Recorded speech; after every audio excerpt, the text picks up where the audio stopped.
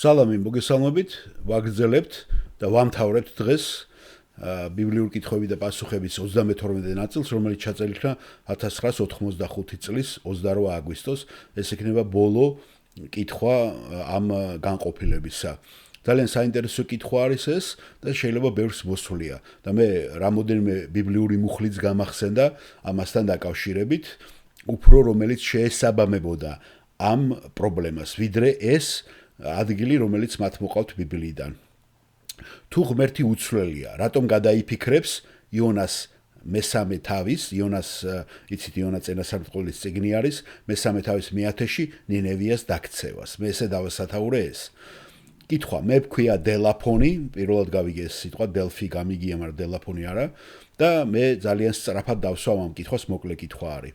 დღევანდელ დისკუსიაში იმის შესახებ, რომ ჩვენ არ დავკარგავთ ჩვენი გადარჩენის უსაფრთხოებას და აქ აღინიშნა და გულისხმობ იმას, რომ იესო, იგივე ღმერთი, უცვლელია და ჩემი მეგობარმა თქვა ესეთი რამე. მაშინ როგორ ახსნით იმას იონას სახარების მესამე თავის მეათე მუხლში, სადაც ღმერთმა შეინანა.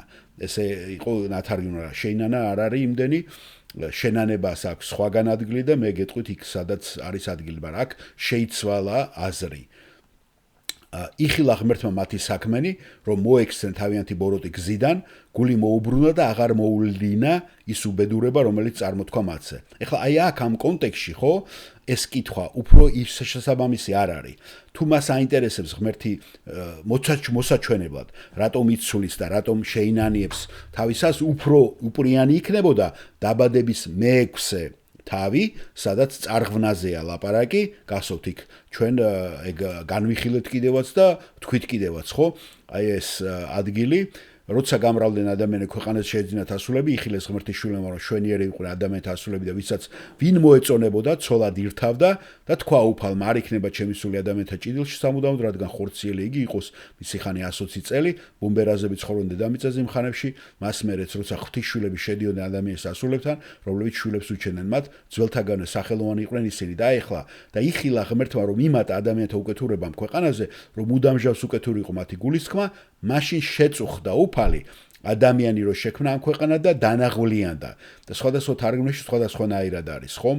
რომ ინანა. ასევე არის, თუ ჩვენ ნახავთ პირველ მეფეთა, მგონი მე-15 თავი მე რაც ჩავიხედე, როდესაც საულის გამეფება არის, ხომ? როცა საული გამეფდება, ხო? უყურეთ და კარგად არ იქცევა.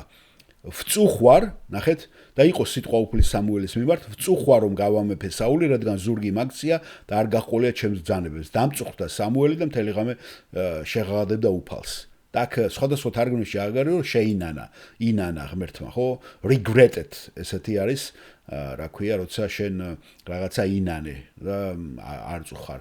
ეს უფრო ის იქნებოდა, რა ქვია, ადეკვატური ამ პიროვნებას, რომ აქედან მოიყვანა, ვიდრე იონას. მაგრამ ნახეთ, ჯონ მაკარტური მაინც გაცემს პასუხს და ჩვენთვისაც საინტერესოა.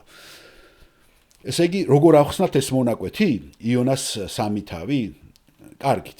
რა თქმა უნდა, სიტუაცია აქ არის ის, რომ ღმერთი აგზავნის იონას ნინევიაში და ამბობს, რომ მე უნდა გავანადგურო ეს ადგილი. ასე არ არის? მე ვაპირებ შენ განადგურებას, ესმით, უნდა მიუტანო ეს ამბავი იონას ეუბნება და უცებ მთელი ქალაქი ინანიებს. და რადგან მთელმა ქალაქმა მოინანია, ღმერთმა თქვა, მე აღარ ვაპირებ შენს განადგურებას.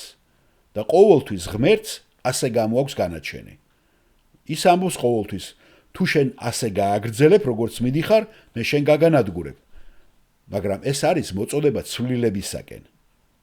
და ეს არის ცვლილების გამოწვევა. და მისი მიზანი არ არის, ჩვენ ვიცით იონეს სახარებიდან, ეს უბრალოდ მე დავამატებ ჯონ ბაკურაძე, რომ ღმერთის მიზანია, რომ ყველა გადარჩეს და არავინ არ დაიღუპოს, ხომ? ეს არ მოიტანა ეს ადგილი ბატონმა ჯონმა. და ამიტომაც არის ეს ყოველთვის პირობას აყენებს ღმერთი და უფალი ამბობს, გაგანადგურებ, იმიტომ რომ ცოდვის საზღაური სიკვდილია. ხო მართალია? დიახ. მაგრამ ჩვენ უპასუხებთ იესო ქრისტეს, უკვე ეს აღარ მოხდება. ღმერთი გამორიცხავს განკითხვას და ის უკვე გვაძლევს მადლს. ასე რომ აქ არის ზუსტად ეს ყველაფერი, რასაც ის ამბობს. ღმერთს განაჩენი გამოაქვს ნინევიაზე და თუ ისინი გააგრძელებდნენ ისევე, ის დააქცევდა მათ. და თუ ისინი მობრუნდებოდნენ, მოინანიებდნენ, ის აღარ გააკეთებდა ამას. იმ გზაზე, რომელზეც ისინი მიდიან თუ შემოbrunდებოდნენ. ასე რომ ყველა მოინანია, ამიტომაც უფალმა შეცვალა ის მისი განაჩენი, რის გაკეთებასაც აპირებდა და წყალობა გამოუღო მას. და მე დავამატებდი კიდე რომ 100 წლის შემდეგ ნინევია მაინც დაინგრევა მერე, ხომ? იმიტომ რომ ადამიანები იცვლებიან, მაგრამ იმ მომენტში უკვე მოინანიეს და აპატია. გასაგებია, დიახ, გმადლობთ. ესე იგი დოლფინმა მადლობა მოუხდა და შეიძლება დოლფ გრენი მსახიობი როა შეიძლება აი ესეც იყოს ხო დოლფ გრენი მე მგონი ის მსახიობი რო ცნობილი მსახიობი შეიძლება ის შვედია თუ რაღაცა როკიშიც რომ არის დოლფ გრენი მე მგონი ეგ შეიძლება ეგეთი სახელი იყოს ეს და ჯონ მაკარტური ემშვიდობება აქ ამ დროს ლოცვა არ იქნა წაკითხული კარგით ძალიან დიდი მადლობა ამაღამ ჩვენ ძალიან კარგი დრო გავატარეთ და ბიბლიურ პასუხებზე ყოველთვის კარგია პასუხების კითხვებზე ბიბლიურ კითხვებზე პასუხებზე ძალიან კარგია მონაწილეობის მიღება. მადლობა თადასწრებისათვის.